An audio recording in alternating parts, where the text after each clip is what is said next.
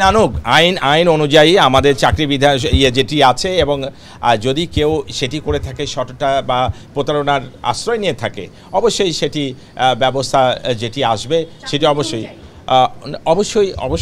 তো তারা সেখানে ব্যবস্থা গ্রহণ করবেন বলে চেয়ারম্যান সাহেব ইতিমধ্যে বলেছেন, সুন্দর করেই বলেছেন।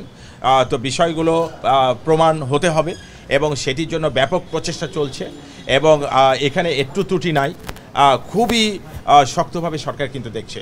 এবং সেক্ষেত্রে আপনি যেখানে দেখেন যে সিআইডি কিন্তু এখানে খুব তাৎক্ষণিকভাবে মানে এটার উপর স্পেশাল একটা প্রকাশ করছে যে আসলে বিষয়টি কি হয়েছে।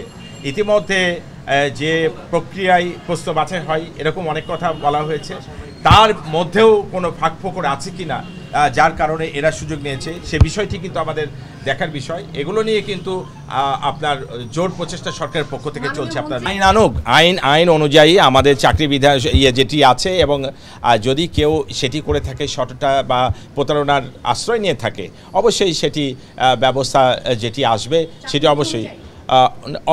অবশ্যই চাকরিতে যারা নিযুক্ত হবেন সেক্ষেত্রে তো কিছু বিষয় রয়েছে, এবং তারা যথাযথ প্রক্রিয়া অনুসরণ করেই কিন্তু চাকরিতে তাদেরকে আসতে হবে, এবং পিএসসিরও কিছু নিয়মকানুন রয়েছে, সেখানেও কোনো ব্যত্যয় হয়েছে কিনা সেগুলো একটা ব্যাপার আছে।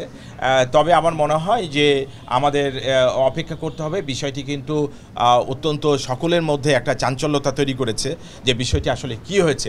তা আমরা গভীর মনোযোগের সাথে বিষয়টি কিন্তু আমরা দেখছি, লক্ষ্য করছি, সেটি আমরা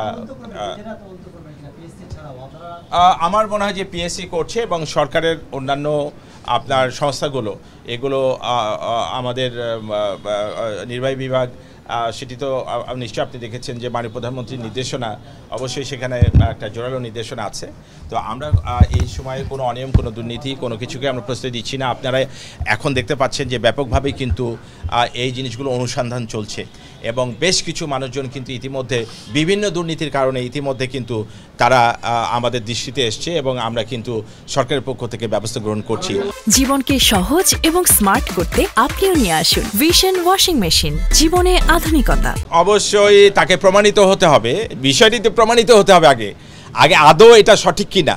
প্রথম কথা হচ্ছে আগে এটা সঠিক কিনা, আসলে কি হচ্ছে। এখানে একটা কথা বলে রাখি, যে এই কথা বলছে যে একজন ড্রাইভার, সে ড্রাইভারকে আমরা দেখলাম যে অন্য একটা দলের স্লোগান দিচ্ছেন। আসলে ব্যাপারটি হচ্ছে যে এখানে কি হয়েছে, যতক্ষণ পর্যন্ত প্রমাণিত না হবে সে কি সত্য বলছে মিথ্যা বলছে, বিষয়গুলো প্রমাণিত হতে হবে। তো সে কি একটা দলের আপনার ষড়যন্ত্রের হিসেবে আপনার ইনস্ট্রুমেন্ট হিসেবে কাজ করছে কিনা, অনেকগুলো বিষয় কিন্তু এখানে আছে। কারণ সে তো একটা দলের হয়ে কাজ করছে, সরকারের ইমেজটা নষ্ট করার জন্য। সে অনেক আগে তার কাজের কারণে কিন্তু চাকরিচ্যুত হয়েছে, আপনি জানেন। তো এখন তাকে দেখেছি যে সে সেই সময়ে চাকরি করতো কিনা আমি জানি না, যে সে একটা দলের হয়ে যারা মাঠে সরকারের আপনার পতনের আন্দোলন করে, সরকারের উন্নয়নের কাজে বাধা দিতে চায়, তাদের হয়ে তারা সে স্লোগান দিচ্ছে।